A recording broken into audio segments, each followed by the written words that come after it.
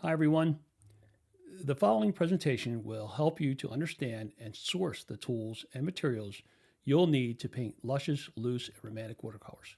Your priority should always be to acquire the best quality brushes you can, along with good quality paper.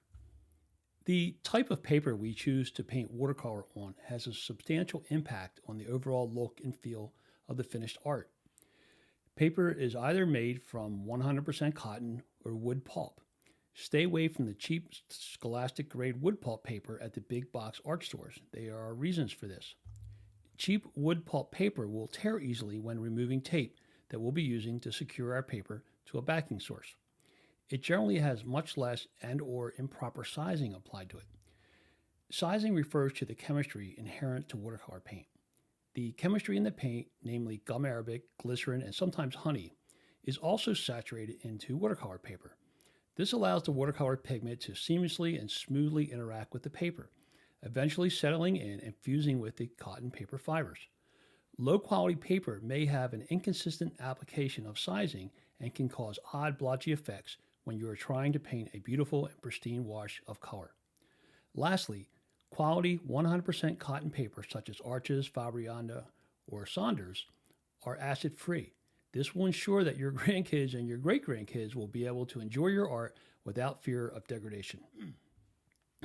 Watercolor paper is available in three different surface textures: hot press, which is quite smooth and great for precise types of art; cold press, which has a slight texture; and rough, having the most pronounced surface texture. Watercolor paper is also available in either natural or bright white. I prefer the bright white option as it really helps a painting to glow. For my loose style of painting, I generally prefer either cold press or rough type of paper. The surface texture of the paper facilitates various kinds of beautiful textural effects. I usually always reach for rough textured paper as this offers the most opportunity for bold and interesting dry brush effects. Be sure to check out my presentation, Introduction to Watercolor, for more information on paper types. Watercolor paper is also available in a range of weights. Its weight rating is determined by the weight of 500 22 by 30 inch sheets of paper. Paper weights of 80, 140, and 300 pounds respectively are generally available. The heavier the paper, the heavier the price.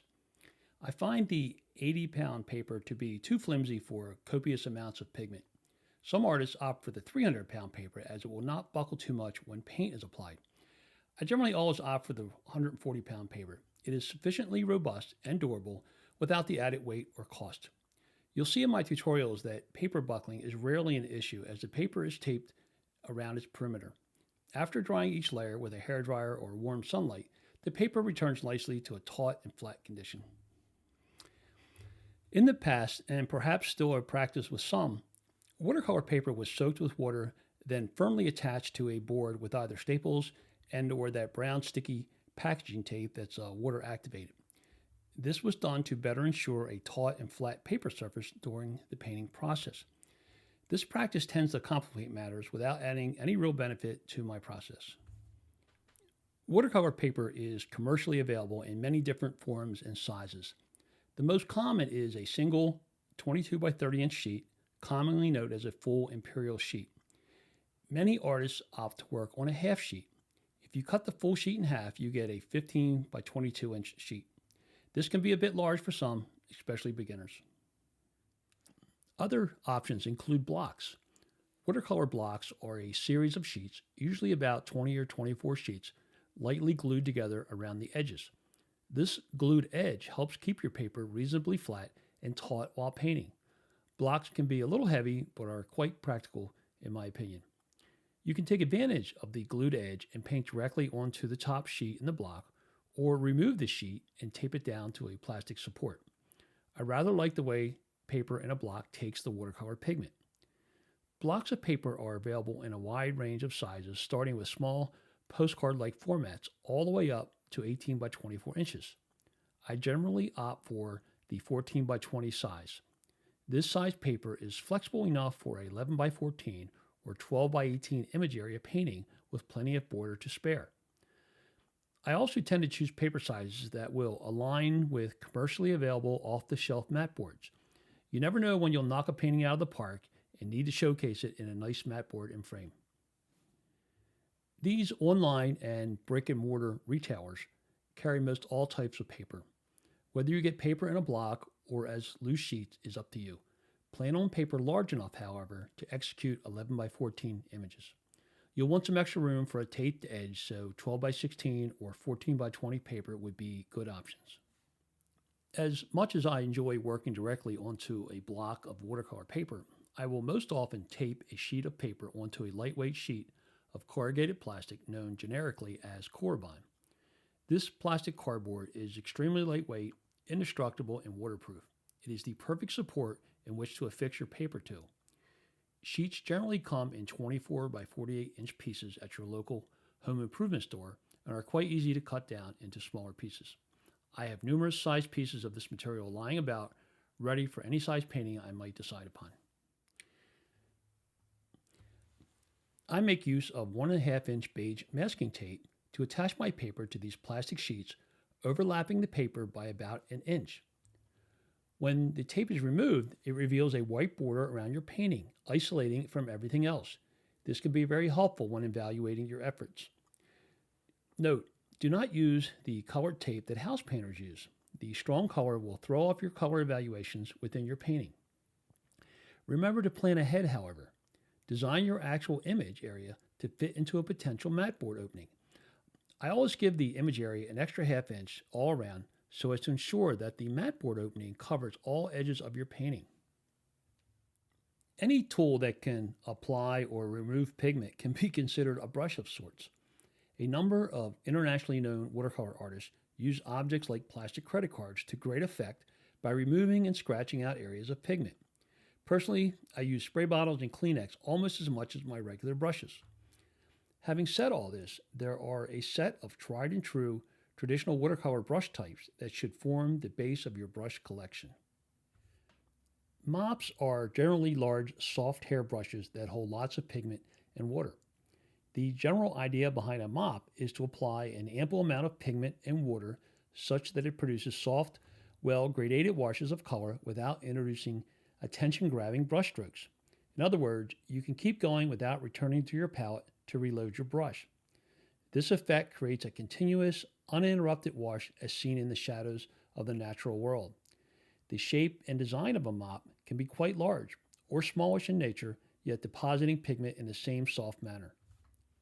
A well-designed and manufactured mop can apply paint in broad swaths while simultaneously manipulate it to introduce sharp edges and small shapes. Many available mops look the same but are in fact quite different. The difference is natural animal hair versus synthetic plastic hairs. Natural animal hair, namely squirrel hair, has an abundance of natural pores that absorb and hold lots of water and pigment. This feature allows you to apply paint in a long go, mimicking the way shadows seamlessly engross a scene. Natural squirrel hair mop type brushes are an essential type of brush in your toolkit. I make extensive use of these kinds of brushes in various sizes. You should have a large mop, a medium-sized mop, and ideally a small mop. A brush brand named Isabey is a good choice. Synthetic mops have their place, but generally do not perform as well as natural hair brushes. Many watercolor artists enjoy using various sized flat type brushes. These kinds of brushes can also apply large swaths of paint quickly. However, they can leave behind a distinctive, edgy kind of effect. These kind of effects often produce a stylized type of watercolor painting. As I move through the painting process, I'll gradually move away from the soft, translucent effects of the mop type brushes. Medium and small pointed round type brushes offer a bit more control for important areas of a scene. Springy, inexpensive synthetic medium and small filberts are perfect for applying thick paint in what's known as dry brush. The springy nature of this brush helps to deposit gooey paint atop the little peaks present on rough textured paper. Next comes a type of brush known as riggers. Riggers are generally long-haired brushes that facilitate fine line work such as trolley wires, tree branches, weeds, etc. They come in a wide variety of shapes and sizes as seen above.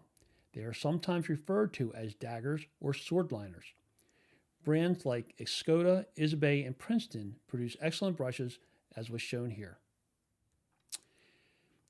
Try and find several brushes that have chiseled ends as shown above. These chiseled ends are for scraping away paint. Use them to reveal white birch trees, for example. For more information on brush types and how they are used, refer to my presentation, Introduction to Watercolor. These retailers should have everything you need with respect to brushes. The only critical brushes are the natural squirrel hair mops. All other brushes can be modest quality synthetics. Watercolors are available in both cake form and tubes. I prefer tube watercolor as it is much softer and easier to add to a palette. It is also much easier to access a big glob of pigment as opposed to the cake style paint. My approach to watercolor requires a lot of pigment. I'll generally always be working with tube style paint. There are many brands of high quality tube based pigments. I personally use a brand named Daniel Smith for most of my work. The brands referenced above are all perfectly acceptable. Each brand might behave slightly differently from another, but it's still just pigment and gum Arabic binder at the end of the day. The Koi brand is a particularly good quality economy brand. All these brands are available at the big online retailers. Brick and mortar big box art supply stores generally have fewer options. Avoid these small tubes of paint. It would be much more economical in the long run to purchase the larger volume tubes. A range of approximately 20 hues is more than enough. We basically just need cool and warm versions of each of the primary hues, maybe an earth tone, some neutral grays, and a transparent white. The hues called out above form the basis of my palette.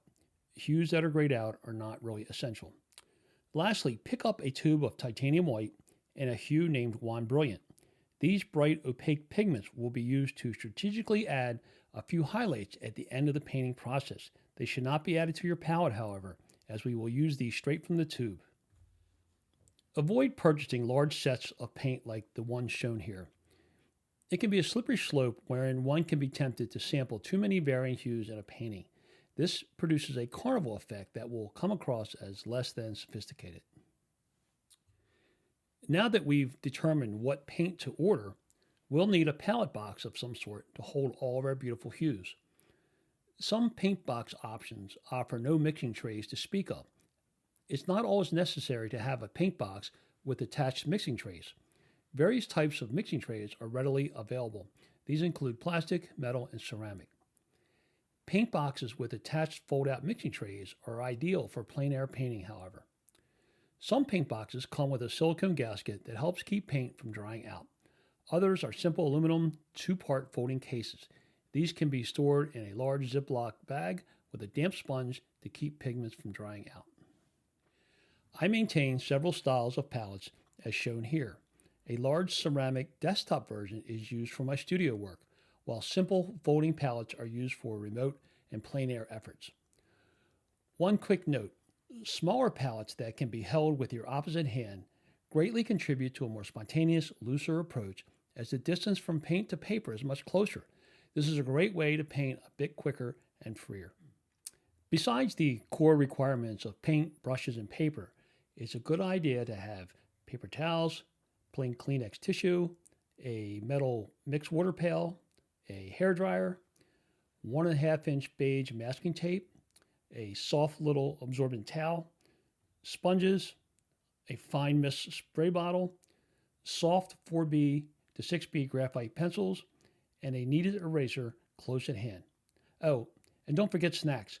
Painting with watercolor burns a lot of calories. If you're anything like me, be sure to always wear old clothes as you will be inevitably covered in paint. If possible, find an old table or desk to work on. Get a piece of flat wood to create a tilted surface as shown above. Ideally, it can be helpful to adjust the angle or slope of your work surface. It is sometimes necessary to work flat for a while, then tilt your work surface slightly. This helps gravity to pull your pigments into one another, a very important part of the painting process.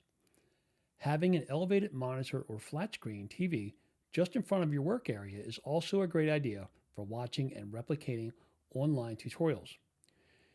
Watercolor painting can be an all-engrossing activity where timing of pigment application is crucial. Try to create an area where everything you might need is easily available and within reach. The list of materials in this presentation may seem overwhelming at first, but most all of them are just a one-time purchase. Quality brushes will last you a lifetime if properly cared for. The only consumables really are paint and paper. Painting tools will ultimately become your friends, friends you can always count on. See you on our next Patreon watercolor adventure.